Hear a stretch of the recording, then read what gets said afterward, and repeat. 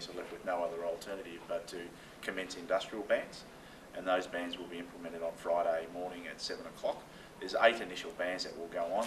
We believe those bans are directed more towards the ambulance service, annoying them and causing them some concern, but nothing directed towards the general public.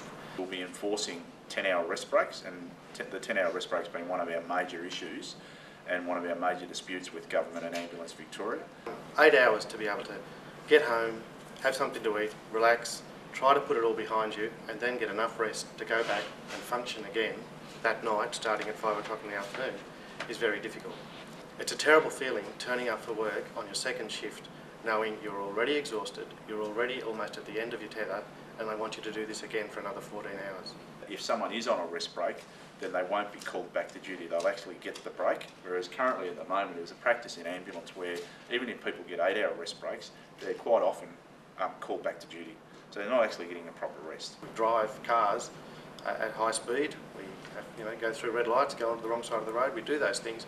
They're inherently dangerous things, and when you do them and you're already very tired, it makes it more dangerous, and it's, it feels like a personal threat when you feel that way. I've worked 24, 25-hour shifts. I got home so tired I was dizzy as I walked into the front door. A lot of the people here have talked about drug calculations and being problems. It's not just that, it's an emotional state on you as well.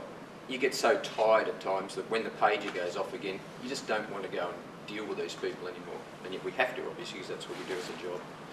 You get home at night. I had to deal with my wife during the time I worked these shifts. If she recognised the signs, she just didn't talk to me until I wound down, or I kicked the cat and wouldn't want to talk to the kids. It's an emotional state that it does to you as well. One of our actions is having 4-hourly stop work meetings around the state, and that's an extreme action for paramedics to take. That hasn't occurred in 36 years in this industry and in this state for ambulance paramedics. What we'll be trying to do is minimise any potential risk in any particular location. So we'll work with the ambulance service that they can put in a contingency plan, that they still will respond to some emergencies. And I'm very frustrated.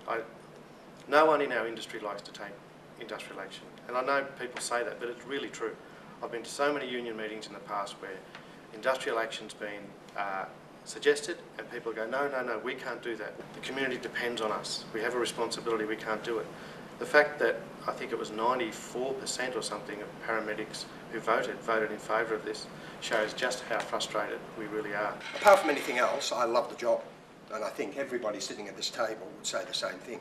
We're in this job not for the money, we're in this job because we want to help the community, and that's what we all do. But we want to do it safely, and we want to do it with some respect from the government and from Ambulance Victoria. We're just not getting that at this stage. This Labor government, which has put in its whole philosophy is to look after people, doesn't care about our welfare.